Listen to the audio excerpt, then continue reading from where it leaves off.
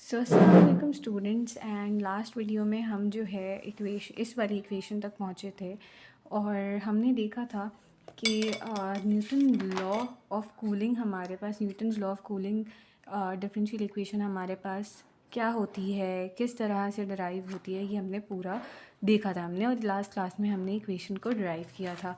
आज हमारा काम क्या है, आज हमारे पास एक क्वेश्चन मौजूद है और क्वेश्चन को हम सबसे पहले हम रीड करते हैं और इसको एनालाइज करने की कोशिश करते हैं कि क्वेश्चन में वो हमसे क्या कह रहा है, क्या फाइंड आउट करना है, क्या पैरामीटर्स गिवन है। ठीक है, तो let's start reading the question. तो वो कह रहा है कि when a cake is removed from an oven its temperature is measured at 300 degree Fahrenheit. 3 minutes later, its temperature is 200 degree Fahrenheit. How long will it take for the cake to cool off to a room temperature at 70 degree Fahrenheit? अच्छा जी, उसने हमें क्या दे दिया कि उसने हमें कह दिया भाई इनिशियल टेम्परेचर हमारे पास 300 डिग्री है। वो कह रहा है कि 3 मिनट बाद जो है वो केक का टेम्परेचर 200 डिग्री फ़ारेनहाइट आ गया। अब वो कह रहा है कि बताइए 7 डिग्री फ़ारेनहाइट पे जब आया उसका टेम्परेचर केक का, तो वो उस वक्त उसका क्या टाइम हो रहा था, मतलब वो किस टाइम बाद आया। ठीक है, मतलब कितने टाइम बाद उसका टेम्परेचर जो है वो 70 डिग्री फ़ारेनहाइट पे आया। तो हमें पता है भाई फॉर्मूला तो हमारे पास सिंपली ये होता है कि टेम्परेचर उस स्पेसिफिक टाइम का, ये जो टी एम है हमारे पास बेसिकली ये हमारे पास रूम टेम्परेचर है कि भाई आपका टेम्परेचर रूम टेम्परेचर की तरफ जो अप्रोचिंग टेम्परेचर होता है ना वो हमारे पास टी एम होता है। सी हमने बताया था कांस्टेंट होता है। ई के टी हमारे पास एक ऐसा फैक्टर है, एक ऐसी हमारे पास एक्सपोनेंशियल टर्म है जो कि हमें बताता है कि बेसिकली ये हमें टेम्परेचर का डिफरेंस बताता है कि टेम्परेचर हमारे पास ओवर द टाइम इंक्रीज़ हुआ है या डिक्रीज़ हुआ है। ये तमाम चीज़ें जो हैं हमारे पास वो एक्सपोनेंशियल डीके हमें बता रहा होता है।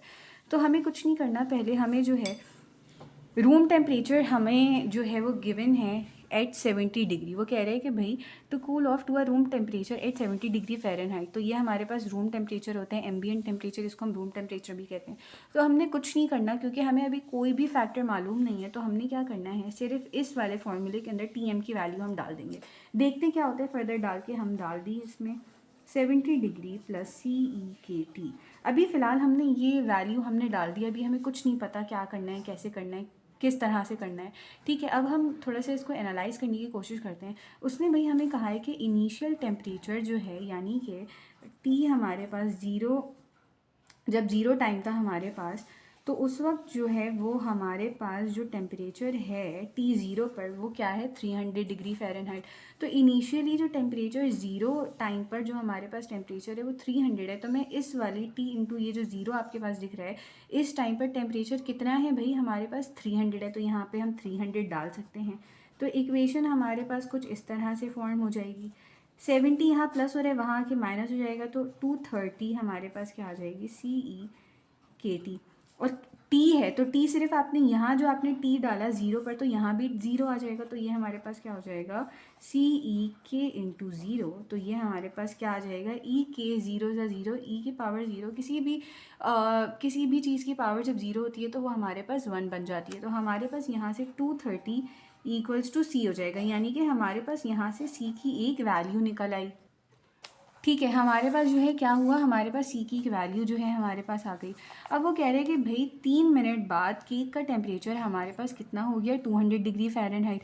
अब हम क्या करेंगे, बेसिकली हम करेंगे क्या, हम देखते हैं कि हम क्या कर सकते हैं, किस तरह हमें जो है वो निकालना है। बहुत आसान सवाल है, मुश्किल नहीं है दिखने में, इट लुक्स डिफ़िकल्ट बट ये सॉल्व करने में इतना मुश्किल है नहीं।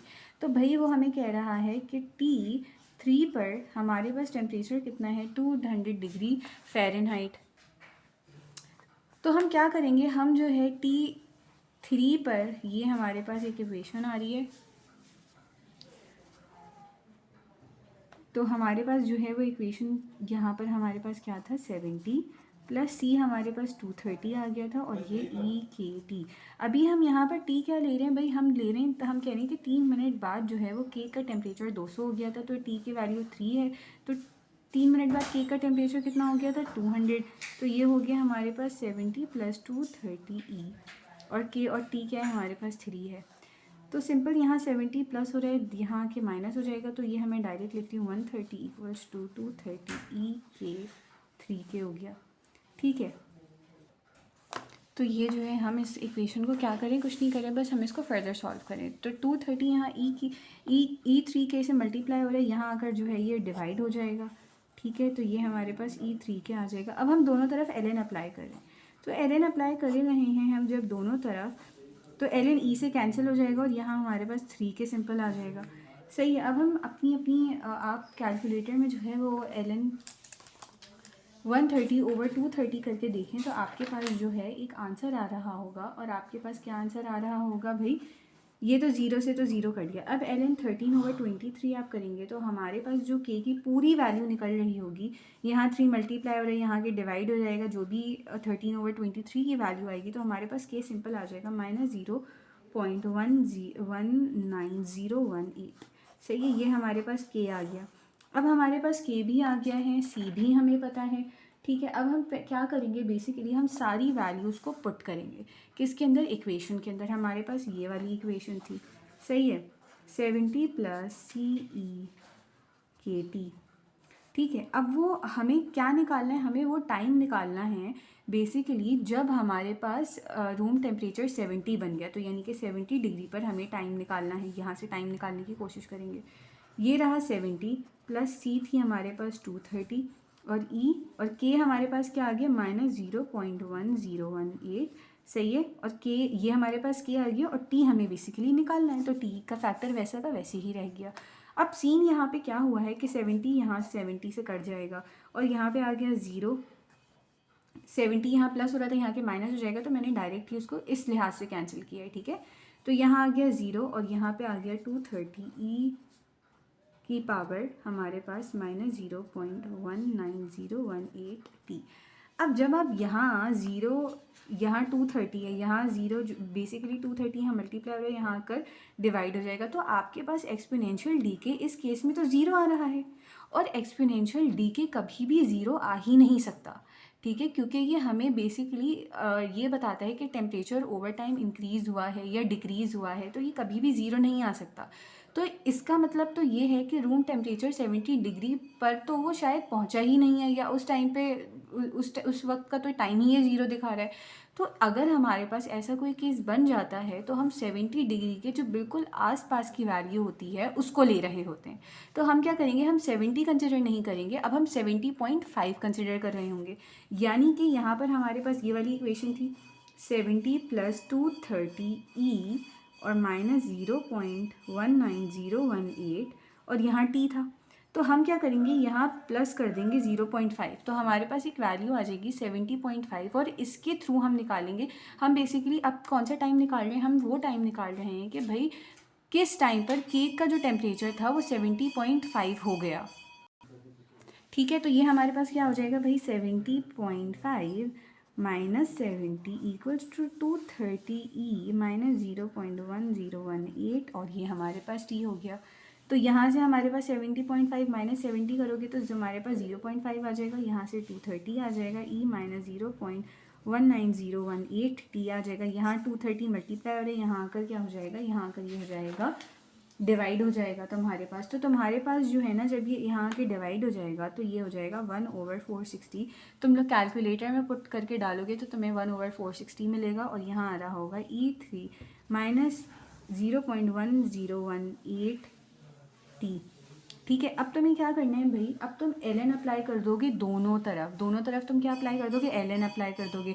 तो ln अप्लाई करने से क्या होगा, ये e कट जाएगा और यहाँ पर तुम ln करोगे 1/460।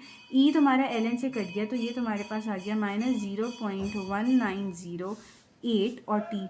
अब तुम ln को सॉल्व करो फर्दर, तो तुम्हारे पास फर्दर ln को सॉल्व करने के बाद तो तुम ln 1/460 को सॉल्व करोगे तो तुम्हारे पास आ जाएगा -6.131 और ये तुम्हारे पास k का फैक्टर आ गया, यहाँ तुम्हारे पास t का आ गया। अब तुम t की वैल्यू यहाँ मल्टीप्लाई हो रहा है, यहाँ की डिवाइड हो जाएगा, तो t तुम्हारे पास आ जाएगा 32.2 मिनट्स। यानी कि 32.2 मिनट्स पे तुम्हारा जो टेम्परेचर था केक का वो क्या रहा, 70.5 रहा। तो इसके थ्रू, इस अजम्पशन के थ्रू तुम 70 डिग्री का निकालोगे कि हो सकता है, या पॉसिबिलिटी ये है कि 70 डिग्री पर जो केक का टेम्परेचर होगा वो हो रहा होगा 30 मिनट्स के ऊपर। यानी 30 मिनट्स के ऊपर तुम्हारा जो केक का टेम्परेचर है वो कहाँ तक पहुँच जाएगा, 30 मिनट के अंदर वो 70 डिग्री तक पहुँच जाएगा। यानी कि 30 मिनट के अंदर तुम्हारा केक का टेम्परेचर रूम टेम्परेचर तक पहुँच जाएगा। ठीक है, तो इस अगर किसी को नहीं समझ आया हो, कुछ भी हुआ हो, so they can let me know in the comments, वरना आप वीडियो को दोबारा से देख सकते हैं। और प्रीवियस लेक्चर 0 को जाकर ज़रूर देखिएगा, उसमें हमने इक्वेशन को ड्राइव करना सीखा था और फर्दरली हम जो है इससे रिलेटेड और भी क्वेश्चन सॉल्व कर रहे होंगे। आई होप कि ये वीडियो आपको हेल्प करेगी। जो भी आपके न्यूटन्स लॉ ऑफ कूलिंग से रिलेटेड जो भी क्वेश्चंस आएंगे। टिल देन टेक केयर, अल्लाह हाफ़िज़।